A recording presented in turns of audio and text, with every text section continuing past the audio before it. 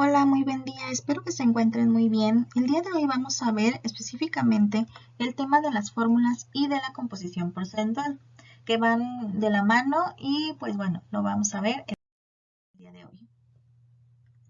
¿Qué es un compuesto? Debemos de comenzar con qué es un compuesto para entender posteriormente qué es una fórmula química y qué es la composición porcentual en una fórmula química.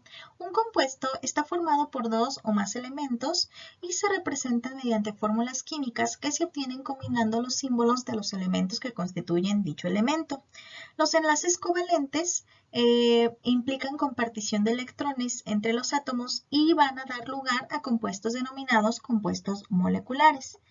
Por su parte, los enlaces iónicos, que implican transferencia de electrones de un átomo a otro, dan lugar a compuestos iónicos. En el caso de la transferencia de electrones, en un enlace iónico siempre hay uno positivo y uno negativo, mientras que en un enlace covalente, al compartir electrones, se dice que uno es parcialmente positivo y el otro es parcialmente negativo. ¿Qué ejemplos tenemos de enlaces covalentes? Por lo general, aquellos compuestos que están formados por los elementos carbono, hidrógeno, oxígeno y nitrógeno son compuestos que tienen regularmente enlaces covalentes, por lo tanto son compuestos moleculares, mientras que algunos formados, por ejemplo, con un metal más un no metal, como es el cloruro de sodio, son compuestos inorgánicos que tienen enlaces iónicos. La mayoría de los compuestos inorgánicos tienen justamente enlaces iónicos y se les llama precisamente compuestos iónicos. Hablando un poco más sobre los compuestos moleculares, debemos de mencionar que estos se representan mediante fórmulas químicas y representaciones simbólicas que van a indicar dos aspectos. El primero, los elementos presentes en el compuesto y el segundo, el número relativo de átomos en cada elemento. Esto también es muy similar para los compuestos iónicos, es decir, en ambos tenemos los elementos presentes y el número de átomos de cada elemento. Tenemos los elementos, por ejemplo, este compuesto H2O2 es el agua oxigenada o peróxido de hidrógeno. Está formada por hidrógeno y oxígeno y tenemos estos dos números que se les llama subíndices. Los subíndices indican el número de átomos de cada elemento.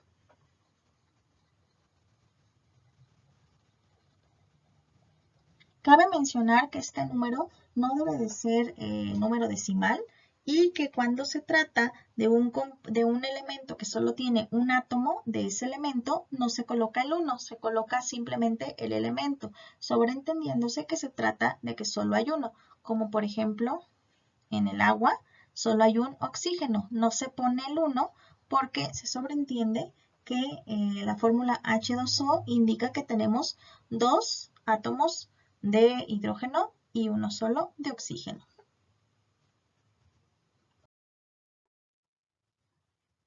Tenemos en general las fórmulas químicas, vamos a dividirlas en tres tipos: la fórmula empírica, la fórmula molecular y la fórmula estructural.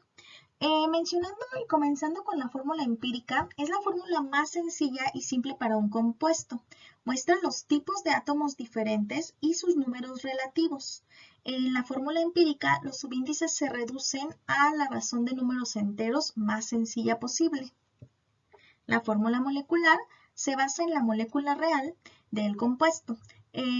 Precisamente algunos lo llaman la fórmula real.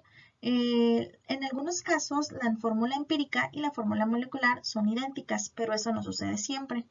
Y finalmente, la fórmula estructural, que se ve más a detalle en química orgánica, muestra el orden en el que se unen o en el que están unidos los átomos en una molécula y qué tipos de enlaces tenemos. Aquí en esta imagen pequeña tenemos el ejemplo de un mismo compuesto en el que se representa en la fórmula empírica. La fórmula empírica, que es la más sencilla, es CH2O. Tenemos la fórmula molecular, que en este caso no coincide con la fórmula empírica. Sin embargo, la fórmula empírica y la fórmula molecular generalmente son múltiplos. Entonces, en este caso tenemos C2H4 y O2. Y finalmente tenemos la fórmula estructural, donde nos está mostrando cómo se encuentran unidos justamente los tres elementos que forman el compuesto, es decir, el carbono, el hidrógeno y el oxígeno. En este caso tenemos dos carbonos. Aquí tenemos unido a un carbono 3 oxígenos. Este carbono tiene un doble enlace con un oxígeno y tiene un enlace simple con un oxígeno, y el oxígeno a su vez se encuentra unido con un hidrógeno. Entonces, compuesto específicamente hablando se le llama ácido acético. Y aquí están vemos representados para el ácido acético, comúnmente conocido como vinagre, la fórmula empírica, la fórmula molecular y la fórmula estructural. Hay algunos casos en los que la fórmula empírica no nos da tanta información como nosotros quisiéramos. Por ejemplo, tenemos el ejemplo del ácido acético, el formaldehído y la glucosa, quienes tienen tres fórmulas moleculares distintas, pero los tres tienen como fórmula empírica CH2O. Entonces, ahí es cuando la fórmula empírica, pues sí es la representación más sencilla, pero no siempre nos da toda la información que nosotros necesitamos. En este caso, quien nos da a lo mejor más información es la fórmula molecular o real y la fórmula estructural.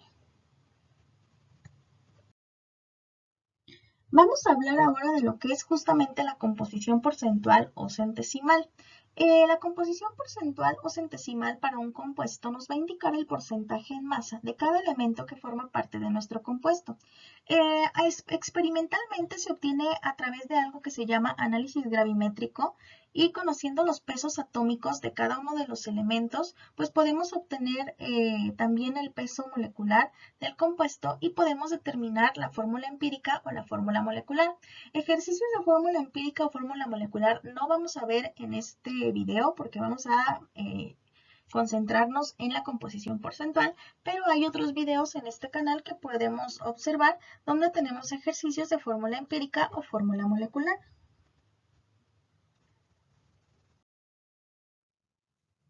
Vamos a comenzar entonces con un ejemplo en donde vamos a hacer el cálculo porcentual a partir de la fórmula de un compuesto. Vamos a comenzar entonces. Dice, calcula el porcentaje en peso de cada elemento en la nicotina. Sabemos que la nicotina es aquella sustancia activa dentro de los cigarros. Tiene esta fórmula C10H14N2, es decir, tiene como elementos en su fórmula carbono, hidrógeno y nitrógeno. Es un compuesto molecular. Entonces, vamos a ver, en este caso debemos de recordar que tengo abajo la definición de mol, que es la cantidad de compuesto que contiene el número de Avogadro en unidades fórmula o moléculas. En este caso, podemos decir que un mol de nicotina, ¿sí?, va a contener a su vez 10 moles de carbono, 14 moles de hidrógeno y 2 moles de nitrógeno.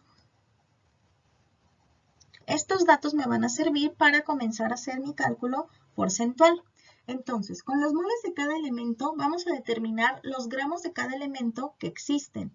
Y además, con ello vamos a obtener también los gramos por mol del compuesto de la nicotina. Vamos a comenzar con el carbono. Tengo 10 moles de carbono y me voy a ir a mi tabla periódica para observar cuál es la masa atómica de cada uno de los elementos presentes en mi compuesto. En este caso, la tabla periódica me dice que por cada mol de carbono, su peso atómico o masa atómica podemos contemplarla como 12.01 gramos de carbono. Moles con moles se van y el resultado en este caso es 120.10 gramos de carbono en la fórmula de la nicotina. Todavía no tenemos el porcentaje, es nuestro primer paso.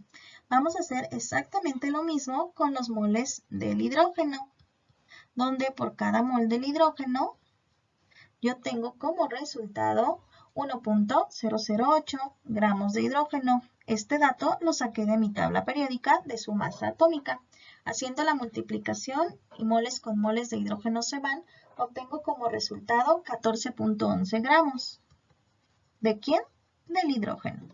Finalmente hacemos exactamente lo mismo, pero para el nitrógeno, donde la fórmula nos indica, respetando los subíndices, que tenemos 2 moles de nitrógeno en donde por la tabla periódica me indica que por cada mol de nitrógeno tengo un peso atómico de 14.01 gramos de nitrógeno, por supuesto. Moles con moles se van y en este caso obtenemos como resultado 28.02 gramos de nitrógeno. La suma de los 120.10 gramos de carbono, los 14.11 gramos de hidrógeno y los 28.02 gramos de nitrógeno me va a dar como resultado el peso molecular del compuesto nicotina.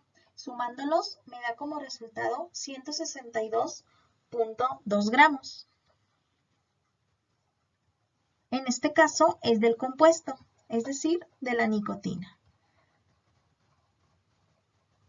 Ya que tenemos los 3 pesos de cada elemento junto con el de la nicotina, pues entonces ya podemos hacer justamente la determinación del cálculo porcentual. ¿Cómo lo vamos a hacer? En general, para sacar el cálculo porcentual, lo voy a poner aquí aparte para que lo tengamos siempre presente. Siempre para un porcentaje en una fórmula, siempre son los gramos del elemento que nosotros queremos sacar su porcentaje, entre los gramos totales del compuesto, y pues esto se multiplica por 100, ¿sí? Siguiendo esta pequeña formulita, pues simple y sencillamente tenemos que sustituirla para obtener los gramos de carbono, los gramos de hidrógeno y los gramos de nitrógeno, según sea el caso. Vamos a comenzar entonces.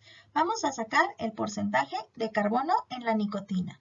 Siguiendo, dice que tenemos que poner los gramos del elemento, que nos dio en este caso 120.10 gramos de carbono, entre los gramos totales, que nos dio 162.2, que no es nuestro peso de la molécula, del compuesto.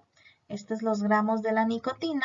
Solo le voy a poner nic para evitar no tener tanto espacio. Y esto lo multiplico por 100. El resultado de esta multiplicación me da como resultado el porcentaje de, esta división y multiplicación me da como resultado el porcentaje del carbono, que en este caso me da 74.03% de carbono en la molécula de nicotina. Hacemos exactamente lo mismo, pero para determinar el porcentaje del hidrógeno. Vamos, gramos del elemento, 14.11, que son los gramos del hidrógeno, entre lo total, que es el peso de la molécula, peso molecular, 162.2 gramos de la nicotina, y eso multiplicado por 100 me da como resultado el porcentaje del hidrógeno, que me dio 8.70. Finalmente hacemos exactamente lo mismo, pero para el hidrógeno, se me olvidó ponerle aquí, es por ciento de hidrógeno. Y finalmente para el nitrógeno tenemos que son los 28.02 gramos, 28.02 gramos del nitrógeno entre los 162.2 gramos de la nicotina, esto multiplicado por 100, y me da como resultado el porcentaje del nitrógeno, que me dio 17.27% de nitrógeno. Cabe mencionar que al tratarse de un porcentaje, la suma de los 3 porcentajes debe de darme 100%, porque es el 100% del compuesto. Y con eso nosotros obtenemos entonces el porcentaje de cada uno de los elementos en una fórmula molecular. Vamos con el siguiente ejemplo. Aquí tenemos el ejemplo número 2, que es la composición porcentual, pero mediante análisis térmico. El análisis térmico es un análisis que se le hace a los compuestos moleculares orgánicos generalmente, en los cuales se puede determinar mediante una combustión, es decir, mediante un calentamiento, cuánta cantidad de carbono, de hidrógeno, de oxígeno o de nitrógeno existe justamente en una molécula. En este caso, el análisis térmico es de la vitamina C, en donde se quema la vitamina C y mediante eso se obtienen el carbono y el oxígeno en forma de CO2 y el hidrógeno en forma de agua. Entonces, con estos dos compuestos nosotros podemos obtener cuánto carbono, cuánto hidrógeno y cuánto oxígeno hay. Si fuera nitrógeno, se formaría otro compuesto nitrogenado en forma gaseosa porque estamos quemando. Entonces, vamos a comenzar. Tenemos que se quemaron 1.176 gramos del ácido ascórbico o vitamina C. Y al quemar este compuesto se desprenden 1.763 gramos de dióxido de carbono como parte del proceso de la combustión y 0.4803 gramos de agua. El dióxido de carbono que se forma y el agua que se forma pues está directamente relacionado con la cantidad de carbono, hidrógeno y oxígeno que se sometió a combustión. Por lo tanto, utilizamos esos valores para poder determinar al final la composición porcentual de cada elemento en la vitamina C. ¿Cómo lo hacemos? Vamos a comenzar con nuestro paso número 1, lo voy a poner en color rojo, y en el paso número 1 vamos a sacar los moles de CO2 y los moles de agua. Cabe mencionar que este procedimiento lo voy a hacer en pasos, aunque se puede hacer en un análisis dimensional. Lo voy a hacer para que entendamos de dónde viene cada cosa. Vamos a comenzar con la cantidad de CO2 y la cantidad de agua que tenemos y la vamos a pasar a moles, como con sus pesos moleculares. Es decir, saco el peso molecular del CO2, 12.01 del carbono, más 16.00 de cada oxígeno, y lo sumamos obteniendo el peso molecular del CO2 y el peso molecular del agua H2O. Yo ya lo saqué previamente y lo voy a poner directamente en el análisis dimensional. Tengo 1.763 gramos de CO2. ¿Sí? Vamos a hacerlo con análisis dimensional. Si gramos de CO2 está arriba, entonces en el peso molecular que sacamos previamente con la tabla periódica, vamos a colocar los gramos abajo y los moles arriba, donde yo sé que un mol de CO2, para obtener moles de CO2, que es mi unidad deseada, tiene como resultado 44 gramos de CO2. Esta información sacada de la tabla periódica sumando los pesos atómicos de los elementos. Esto me da como resultado, gramos aquí, gramos se van, 0.04006 moles de CO2, 0.04006 moles de CO2. Perfecto. Hacemos lo mismo con el agua, en donde tengo 0.4803 gramos de agua. El peso molecular del agua son 18 gramos, ojo, esto está redondeado. 18 gramos de agua equivalen a un mol del agua. Gramos arriba, gramos abajo, se van obteniendo mi unidad deseada, moles, lo cual en este caso me da como resultado 0.02665 moles de agua. Ahora, ya una vez que tengo los moles de agua, lo que voy a determinar en este caso van a ser los moles, pero solo de carbono y solo de hidrógeno, porque en este caso tengo la combinación carbono-oxígeno e hidrógeno-oxígeno y quiero saber por separado cuánto carbono hay y cuánto hidrógeno hay. Eso lo hago primero justamente obteniendo los moles, pero solo de carbono, a partir de los moles del CO2. En este caso voy a poner aquí que es el paso 2. Tengo 0.04006 moles de CO2. Si se acuerdan, en el problema anterior vimos cómo se hacía una relación en donde si yo tengo un mol de CO2, yo voy a tener un mol de carbono y 2 moles de oxígeno. ¿Sí? Entonces, en este caso, hacemos esa relación. Por cada mol de CO2, tengo, si quiero sacar el carbono, veo cuánto de carbono hay y en este caso es un mol de carbono. Esto me da como resultado, pues lo mismo, 0.04006, pero estos moles ya son de carbono, porque los moles de CO2 de aquí se eliminaron con los de acá. Continuemos entonces ahora, pero para sacar solo los moles de hidrógeno. Utilizamos el resultado del paso número 1, que en este caso me dio 0.02665 moles de agua. Y yo sé que por cada mol de agua, si lo que quiero es sacar los moles de hidrógeno, voy a tener 2 moles de hidrógeno. Esto me lo indica los subíndices de mi fórmula. Moles de agua se van con moles de agua, tengo moles de hidrógeno y este resultado me da 0.0533.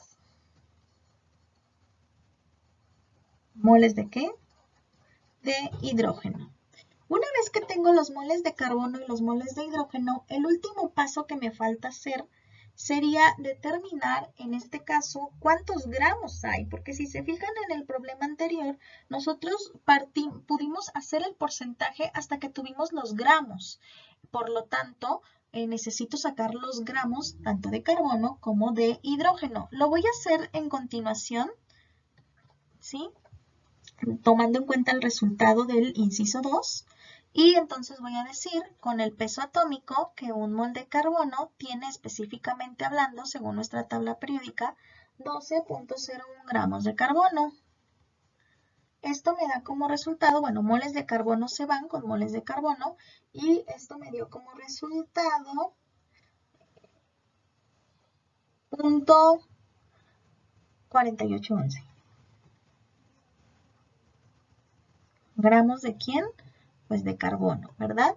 En este caso tengo .05333 moles de hidrógeno y sé que por cada mol de hidrógeno, según la tabla periódica, tengo 1.008 gramos del hidrógeno. Esto me da como resultado los gramos de hidrógeno presentes, que en este caso son .05373. ¿Gramos de quién? Del hidrógeno. Si se fijan, aquí ya llegamos a un punto súper importante. ¿Por qué? Porque obtuvimos los gramos de carbono, los gramos de hidrógeno. Si yo conozco los gramos totales que se pusieron en la combustión, entonces no necesito hacer más que una resta para obtener los gramos de oxígeno. ¿Cómo lo vamos a hacer? Voy a cambiar de color. Si yo sé que tengo 1.176 gramos de la vitamina C, y de esos tengo 0.4811 de carbono y de esos tengo .05373 gramos del hidrógeno. Por lo tanto, si yo hago la resta de 1.176 menos .4811 y menos .5373, pues me va a dar como resultado los gramos sobrantes, que serían en su caso de oxígeno, ya que la muestra solo está formada por carbono, hidrógeno y oxígeno.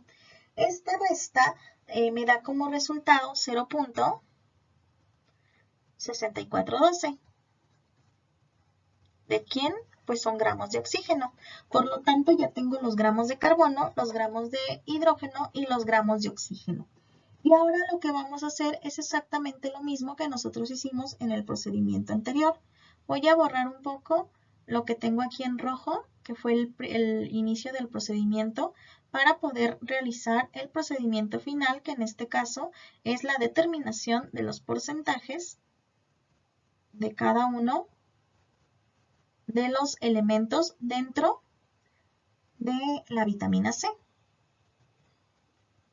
Entonces, finalmente, si vimos en el problema pasado, para sacar el porcentaje, eran los gramos del elemento entre los gramos totales que hay del compuesto y multiplicado por 100. ¿Ok? Entonces, en este caso, al tener una cantidad específica de compuesto, pues utilizo justamente estas cantidades. En el anterior estábamos hablando de un solo mol, porque solo es de la fórmula, entonces no es necesario que tenga una cantidad específica. Son diferentes problemas. En este caso, pues utilizamos los datos que ya tenemos. Vamos a sacar entonces el porcentaje de carbono. Tenemos .4811 gramos de carbono. Esto lo dividimos entre el total, que fue lo que se metió a combustión, que es 1.176 gramos, en este caso de la vitamina C, y eso lo multiplicamos por 100, ¿sí? Para sacar el porcentaje de carbono. Esto me da como resultado 40.91% del carbono. Hacemos exactamente lo mismo para el hidrógeno y posteriormente para el oxígeno.